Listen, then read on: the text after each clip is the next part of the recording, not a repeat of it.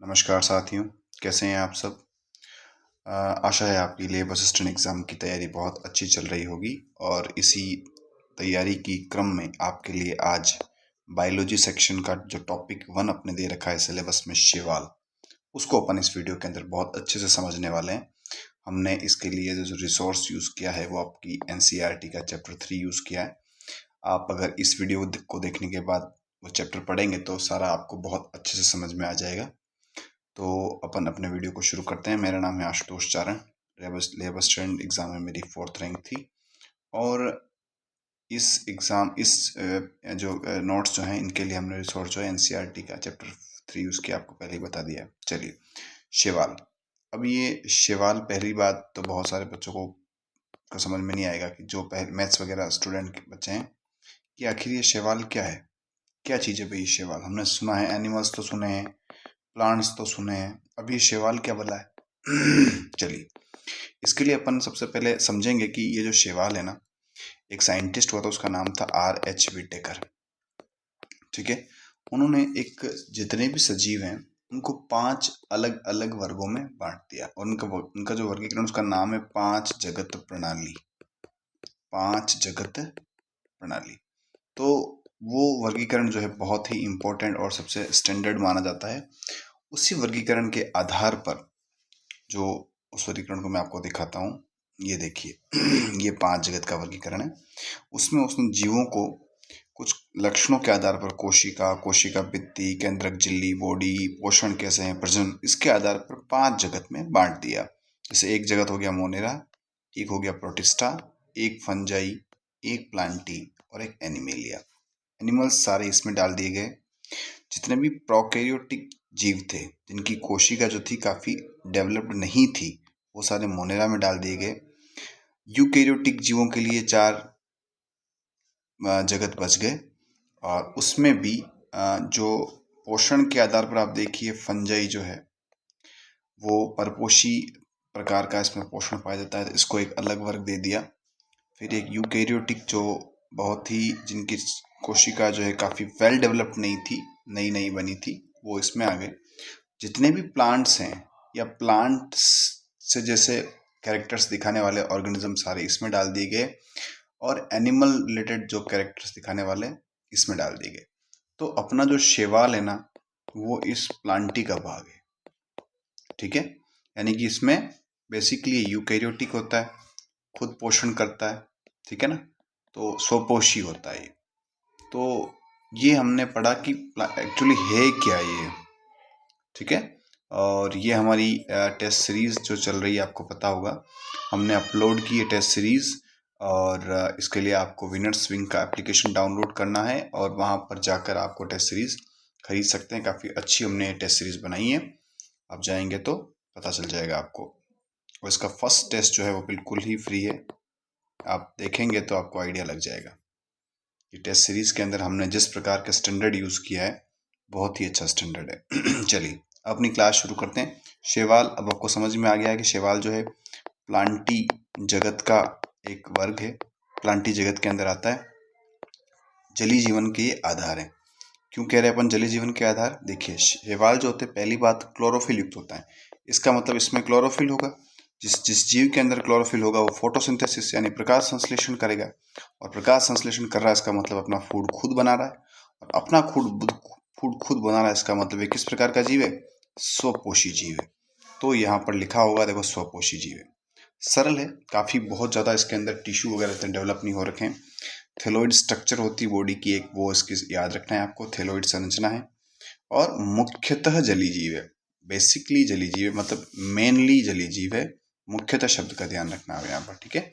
और जल में भी कौन सा? अलवणीय जली और समुद्री जल, दोनों प्रकार के जल, यानी कि फ्रेश वाटर और आपका जो समुद्र वाला जो पानी होता है, दोनों। इसके अतिरिक्त और कहाँ कहाँ मिलता है ये? नम युक्त पत्थर, मिट्टी में और लकड़ी में भी ये पाए जाते हैं। अच्छा, शैवाल के जो आकार और माप वगैरह कैसा होता है? बहुत सारी डाइवर्सिटी मिलती है इसमें। ये एक कॉलोनी बनाकर ऐसे भी रह सकते हैं, ये एक साथ ऐसे, ठीक है। इस कॉलोनी का एग्जांपल एग्जाम में आएगा। कॉलोनी में शैवाल कौन सा होता है? आपको आंसर देना है वॉलवॉक्स। से लेकर तंतु फिलामेंट्स, लंबा सा फिलामेंट बना कर भी रह सकते हैं, जैसे कि यूलोथेक्स और स्पाइरोगाइरा। तो आपको एग्जाम में क्वेश्चन देखने को मिलेगा कोलोनेमय शैवाल तो वॉल्वॉक्स, तंतुमय शैवाल तो यूरोथ्रिक्स स्पाइरोगाइरा, विशालकाय शैवाल तो जैसे कि कैल्प बहुत विशालकाय होते हैं। तो ये हमने इनके एक तो इनके सामान्य लक्षण पढ़ लिए और इनका माप और आकार के बारे में पढ़ा। ठीक है, ये हमने देख लिया यहाँ पर कि समुद्री जल में भी मिलता है, लवणीय जल यानी कि फ्रेश वाटर में भी मिलता है, मेराइन वाटर में भी मिलता है। फिर नम युक्त पत्थर, मिट्टी, लकड़ी, लाइकेन। लाइकेन क्या होता है? कवक और शैवाल का कॉम्बिनेशन ही होता है बेसिकली। अभी अपन पढ़ रहे हैं, अभी आएगा, अपन आगे पूरी डिटेल में इसका भी क्लास लेंगे तो वहाँ आपको बताएंगे। प्राणियों के संगठन जैसे स्लॉथ रीच में भी ये पाया जाता है। तो ये हमने यहाँ पर बेसिक सी फीचर्स और इसके आवास देख लिए। चलिए आगे चलते हैं। अच्छा, रिप्रोडक्शन किस टाइप का होता है इनमें? रिप्रोडक्शन बेसिकली इनके अंदर 3 टाइप्स का रिप्रोडक्शन पाया जाता है। ठीक है, 3 टाइप का रिप्रोडक्शन कौन कौन सा? कायिक जनन, अलैंगिक जनन और लैंगिक जनन। कायिक जनन में क्या होगा? ये बॉडी पार्ट अचानक कुछ पार्ट टूटेगा और नया जो है आपका बन जाएगा, नया ऑर्गेनिज्म बन जाएगा। और कौन सी विधि याद रखनी है यहाँ पर? विखंडन विधि। तो शैवालों में जो कायिक जनन होता है कौन सी विधि से होता है? विखंडन विधि से, यानी कि विखंडन, कुछ भाग टूटा और नया शैवाल बन गया। ठीक है। एसेक्सुअल रिप्रोडक्शन ये किस प्रकार से होता है? तो ये कुछ बीजाणुओं से होता है और उनको कहते हैं जूस्पोर। ये ध्यान रखना, जूस्पोर से इस प्रकार इनमें एसेक्सुअल रिप्रोडक्शन होता है। और एक और इम्पोर्टेंट बात, ये फ्लैजिला युक्त, फ्लैजिला, कशाभिका फ्लैजिला, एक ऐसा कोशिकांग जो शरीर का ऐसा अंग जो मूवमेंट में मदद करता है। जो फ्लैजिला है तो वो गतिशील होगा। फिर सेक्सुअल रिप्रोडक्शन, सेक्सुअल रिप्रोडक्शन किस टाइप से होगा? इसके अंदर 2 गैमेट होंगे, मेल गैमेट और फीमेल गैमेट, और उन दोनों का फ्यूजन होगा, फर्टिलाइजेशन होगा, निषेचन होगा। तो अपन ये होता है लैंगिक जनन में। 2 युग्मक इसमें सम्मिलित होंगे। हो सकता है वो दोनों ही युग्मक एक जैसे हों, हो सकता है वो दोनों ही युग्मक अलग अलग टाइप के हों। ठीक है, तो ये अपन आगे और देख लेते हैं इसको। लैंगिक जनन में कितने प्रकार का हो सकता है? आपस 3 टाइप का, समयुग्मकी, असमयुग्मकी और विषम युग्मकी। समयुग्मकी में क्या होगा? फ्लैजिला युक्त होगा और माप में समान होगा यानी कि फ्लैजिला होगा और दोनों ही माप में समान होंगे। एग्जाम्पल क्या है इसका? यूरोथ्रिक्स। अच्छा, बिना फ्लैजिला वाला भी हो सकते हैं और माप में समान हो, तभी तो इसको समयुग्मकी, माप में ये बिल्कुल ही समान होते हैं बेसिकली।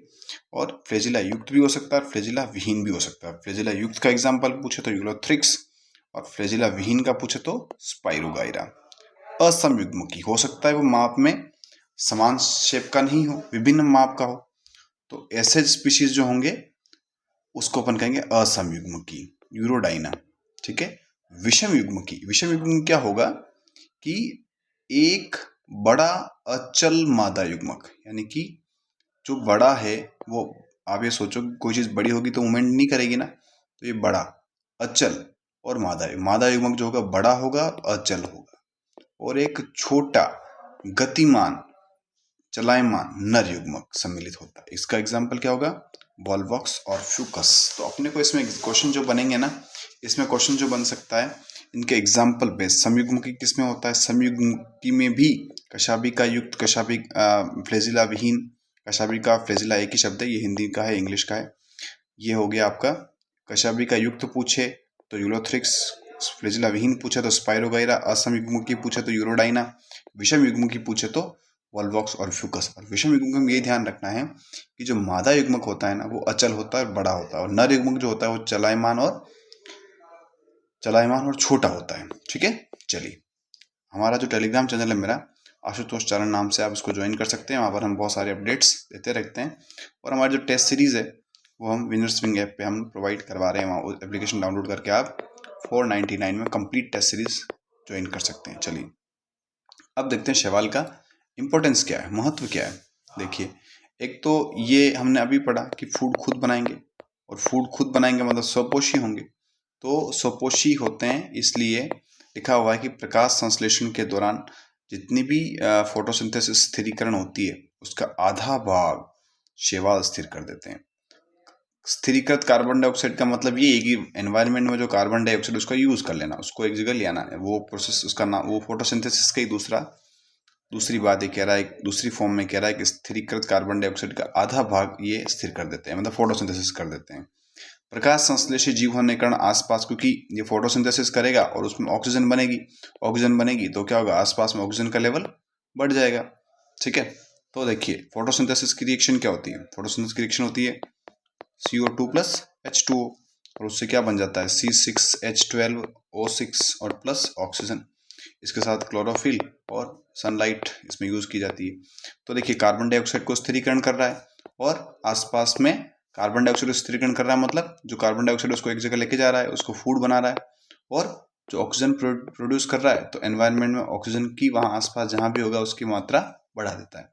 चलिए, फिर एनर्जी के प्राथमिक उत्पादक होने के कारण ये बहुत महत्वपूर्ण है, क्योंकि जलीय प्राणियों में खाद्य चक्रों का आधार है। खाद्य चक्र क्या होते हैं, साइकिल्स, जो फूड साइकिल्स, ठीक है ना। मछली है तो मछली कुछ तो खाएगी, ठीक है। मछली ऐसी कोई चीज खा रही है जो छोटे छोटे शैवालों को खाता है, यानी कि शैवाल ही वो हैं जो कोई भी खाद्य चक्र शुरू हो रहा है तो वहाँ शैवाल से ही शुरू होगा वो, क्योंकि शैवाल ही वहाँ पर फूड बना रहा है, बाकी कोई ऑर्गेनिज्म वहाँ फूड नहीं बनाएगा। इसीलिए हर खाद्य चक्र यहीं से शुरू होगा, शैवाल से। शैवाल को छोटे जीव ने खाया, छोटे जीव को थोड़े और बड़े जीव को खाया, उसने मछली को खाया, मछली ने फिर वापस मछली को किस बड़े जीव ने खाया। तो पानी के अंदर जो होता है बेसिकली ये जो खाद्य चक्र होंगे उनका ये जलीय प्राणियों के खाद्य चक्रों का आधार है। इंपॉर्टेंट स्टेटमेंट है ये, याद रखना। अच्छा, और भी क्या यूज है, पोरफायरा और लेमिनेरिया, ये जो सरगासम, ये जो स्पीसीज होती है इनको फूड के रूप में काम में लेते हैं। तीन नाम याद रखना, पोरफायरा, लेमिनेरिया और सरगासम, इनका यूज फूड के रूप में किया जाता है। केरागिन शैवाल होता है, और केरागिन शैवाल इसका भी व्यावसायिक यूज होता है, कमर्शियल यूज होता है। और जिलेडियम और ग्रेसिलेरिया, इससे एगार प्राप्त होता है। एगार क्या होता है, एगार का यूज अपन करते हैं सूक्ष्म जीव का संवर्धन करने में, ठीक है।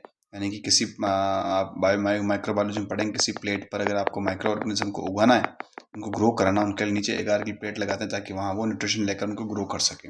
आइसक्रीम और जेली बनाने में भी एगार का यूज होता है, इंपॉर्टेंट है ये जिलेडियम और एगार वाला।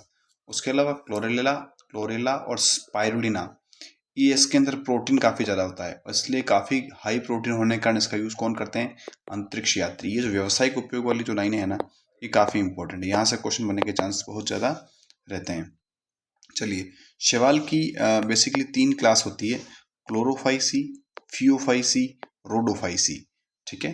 Chlorophyceae, phaeophyceae, rhodophyceae. Chlorophyceae basically हरे शैवाल होते हैं, ठीक है, उनका रंग हरा होता है, और ये क्लोरोफाइसी हरे शैवाल। फियो ब्राउन, भूरे शैवाल, ठीक है। फिर रोडोफाइसी यानी रेड, रोडो से याद रखना रेड, रेड यानी लाल शैवाल, ठीक है। आर फाइक्रोएरिथ्रिन का इनका रंग लाल होता है, इनका रंग भूरा होता है।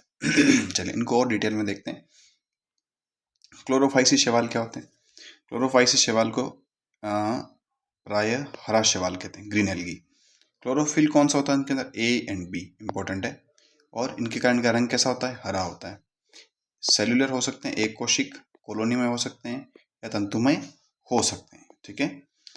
जो इनके पिगमेंट होते हैं क्लोरोप्लास्ट के अंदर होते हैं, और क्लोरोप्लास्ट की शेप जो होती है बहुत अलग अलग टाइप की हो सकती है, डिस्क हो सकता है, प्लेट हो सकता है, जाली का मरकब के आकार का, सर्पिल, रिबन, यानी कि कहने का मतलब क्लोरोप्लास्ट की भी बहुत सारी शेप्स इसमें हो सकती है। क्लोरोप्लास्ट की विविधता पाई जाती है।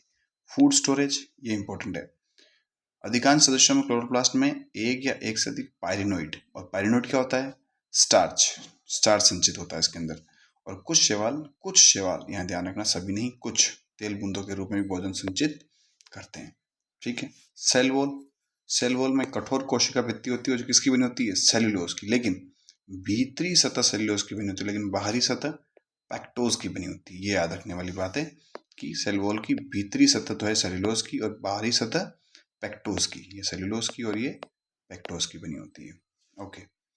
ये कुछ दे रखे हैं कॉलोनी में, कॉलोनी ही मैंने आपको बताया था ना, कॉलोनी जैसे लग रहा है गांव में एक ही बस्ती में रह रहे हो, ये आपका कॉलोनी हो गई। और ये तंतुमय, लंबा सा फिलामेंट सा बन रहा है, तो ये तंतुमय हो गया, ठीक है। ये हमारी टेस्ट सीरीज की डिटेल्स। चलिए अब पढ़ते हैं फियोफाइसी यानी भूरे शैवाल। ये मुख्यतः समुद्री आवास में पाए जाते हैं, इनके माप और आकार में भी काफ़ी भिन्नताएं पाई जाती है। ये सरल शाखित तंतुमय से लेकर सघन शाखित, केल्प तुमने पढ़ा था विशाल, तक हो सकते हैं, ठीक है। क्लोरोफिल कौन सा होता है, ए और सी। अभी क्लोरोफाइसी में कौन सा पड़ गया है हरे शैवाल में, क्लोरोफिल ए एंड बी, इसमें क्या है, ए एंड सी। कैरोटीनॉइड और ज़ैंथोफिल, ये इनके अंदर पिगमेंट वर्णक पाए जाते हैं, ये भी ध्यान रखना है आपको। रंग जैतूनी हरे से भूरे लाल, ये भी इंपॉर्टेंट है कि इनका जो फूड है वो जटिल कार्बोहाइड्रेट लेमिनेरिन और मैनिटोल के रूप में होता है। सेल वॉल, सेल वॉल जो है इनकी सेल्यूलोज की बनी होती है और बाहर की ओर एल्जीन का एक लेयर होता है, जिलेटिनी लेयर होता है, ठीक है, ये याद रखना है आपको। अच्छा, क्लोरोफाइसी के अंदर में रिप्रोडक्शन नहीं पढ़ा था, रिप्रोडक्शन देख लेते हैं। रिप्रोडक्शन देखिए, काइक जनन तो तंतु के टूटने से बनता है या स्पोर फॉर्मेशन से होता है। अलैंगिक जनन फ्लैजिला युक्त जो जू स्पोर होते हैं वहां से होता है। और लैंगिक जनन तीनों ही टाइप का पाया जाता है, ठीक है, यानी कि समयुग्मकी टाइप का, असमयुग्मकी टाइप का और विषमयुग्मकी टाइप का, तीनों ही टाइप का लैंगिक जनन के अंदर पाया जाता है। एग्जाम्पल्स आपको याद रखना जरूरी है, क्लेमाइडोमोनास, वॉल्वॉक्स, यूलोथ्रिक्स, स्पाइरोगाइरा, कारा, ठीक है। आप इनकी कुछ ट्रिक भी ये बनाकर याद कर सकते हैं, ठीक है ना। वैसे ट्रिक बनाने की जरूरत नहीं, 2-3 बार पढ़ेंगे तो याद हो जाएगा। Chlamydomonas, Volvox, Ulothrix, spirogyra and कारा। चलिए अब फियोफाइसी के बारे में, ये सेल वॉल तक देख लिया था हमने। इनके अंदर रिप्रोडक्शन देख लेते हैं। विखंडन से अलैंगिक जनन दो असमान फ्लैजिला होते हैं नाशपाती आकार के, जो पार्श्वी रूप से जुड़े होते हैं, उनके द्वारा होता है। लैंगिक जनन इनमें भी तीनों ही प्रकार का पाया जाता है। तो निषेचन है, युग्मकों का जो मिलन है वो जल में या अंडधानी में होता है। युग्मक नाशपाती शेप के पाए जाते हैं और पार्श्व में दो होते हैं, जो युग्मक होते हैं वो नाशपाती शेप के होते हैं और उसके पार्श्व में दो फ्लैजिला पाए जाते हैं। चलिए, और एक और बात है, पौधा जो है प्राय संलग्नक सबस्ट्रेट द्वारा बेस से जुड़ा होता है, स्तर से जुड़ा होता है, और इसमें वृत्त या पत्ती की तरह का, देखिए पत्ती नहीं होती, पत्ती की तरह का प्रकाश संश्लेषी अंग होता है, ठीक है। तो ये याद रखने वाली बात है कि इसमें पत्तियां नहीं पाई जाती, पत्ती की तरह का अंग पाया जाता है। Example, Ectocarpus Dictyota, laminaria, sargassum, Fucus. जब मैं नीट की तैयारी करता हुआ ये सब बढ़ाया था, AC, DC, FC, LR, SR, ऐसा कुछ मैंने ट्रिक बनाया था, बहुत साल हो गए मैं भूल गया, लेकिन आप ऐसी कोई ट्रिक बना सकते हैं, AC, DC, FC से ऐसा कुछ आप ट्रिक बना सकते हैं अपने अकॉर्डिंग, ठीक है। चलिए, रोडोफाइसी, रोडोफाइसी रोड रेड, लाल रंग का शैवाल है, और लाल रंग इनका R-फाइक्रोयूथीन वर्णक होता है, उनके कारण होता है। ये बेसिकली समुद्र में ही पाए जाते हैं और इनके कारण इनकी बहुलता जो होती है समुद्र के गर्म क्षेत्र में, हॉट रीजन्स में थोड़ी ज़्यादा होती है। इनका जो थैलस होता है ना, वो मल्टी सेल्युलर होता है। थोड़ा सा अपन अब एडवांसमेंट की तरफ जा रहे हैं, प्लांट में क्लोरोफाइसी आ गया, फिर फियोफाइसी, रोडोफाइसी आ गया, तो एल्गी का ये थोड़ा सा डेवलप्ड वर्जन है। तो ये हो गया। फूड इसमें फ्लोरिडियन स्टार्च के रूप में पाया जाता है, जिसकी रचना जो होती है प्रोटीन या ग्लाइकोजन के समान होती है। हमने पढ़ा कि ये पानी की सतह से गहराई तक पाए जाते हैं।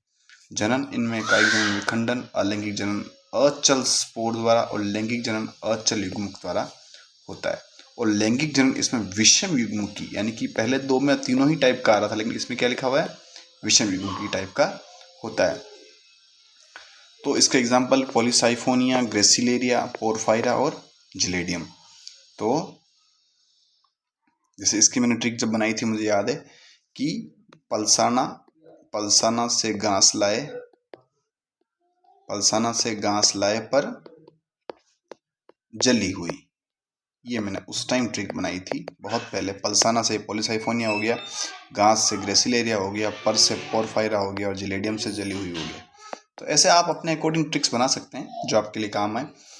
विवरणात्मक ये टॉपिक अपने थोड़ा ठीक है, ये 3 वर्ग इसमें खाद्य प्रजातियाँ, CO2 फिक्सेशन, ये जो हमने पढ़ लिया उसी का वापस दे रखा है इसके अंदर। हाँ, इसके अंदर जो ये जो आपकी ये जो टेबल ये बहुत इंपॉर्टेंट है। देखिए, Chlorophyceae, phaeophyceae, Rhodophyceae, green, blue, green, brown and red, chlorophyll AB, chlorophyll AC, chlorophyll AD, उसके अलावा फ्यूकोजेंथीन और इसके अंदर फाइकोएरिथ्रीन। यहाँ बड़ा कंफ्यूजन हो सकता है, फ्यूकोजेंथीन और फाइकोएरिथ्रीन, थोड़ा सा ये याद रखिएगा। स्टोर्ड फूड, इसमें स्टार्च है, लेमिनेरिन, मैनिटोल, और यहाँ है floridean starch. Cell wall, cellulose की, सेलुलोज तथा एल्जिन लेयर और सेलुलोज की, चलिए फ्रेजिला, यहाँ से भी इंपॉर्टेंट क्वेश्चन बन सकता है फ्रेजिला से। तो फ्रेजिला देखिए, इसके अंदर 2 से 8 होते हैं, समान होते हैं और शीर्ष पर लगे होते हैं। यहाँ पर सिर्फ 2 होते हैं, ये असमान होते हैं और शीर्ष पर नहीं लगे होते, पार्श्व में लगे होते हैं। इसमें फ्रेजिला होते ही नहीं है, एब्सेंट। चलिए फूड तो लगभग सिमिलर सा है। तो ये टेबल काफ़ी इंपॉर्टेंट है, ये मैंने टेलीग्राम चैनल पर भी बताया था कि टेबल थोड़ी इंपॉर्टेंट है, इसको पढ़ लेना आप। और बाकी हम और भी क्लास लाएंगे। मेरा नाम आशुतोष चरण नाम से ही आपका टेलीग्राम चैनल है, वो ज्वाइन कर सकते हैं। और विनर्स विंग पे हमारी जो है टेस्ट सीरीज़ अवेलेबल है, आप उसको ज्वाइन करेंगे तो बहुत ही शानदार आपको उसके अंदर टेस्ट देखने को मिलेंगे। फर्स्ट टेस्ट इसका फ्री रखा गया है, आप उसके अंदर क्वालिटी चेक करिएगा उसको, और उसके बाद आप टेस्ट सीरीज़ ज्वाइन कर सकते हैं। Okay, thank you.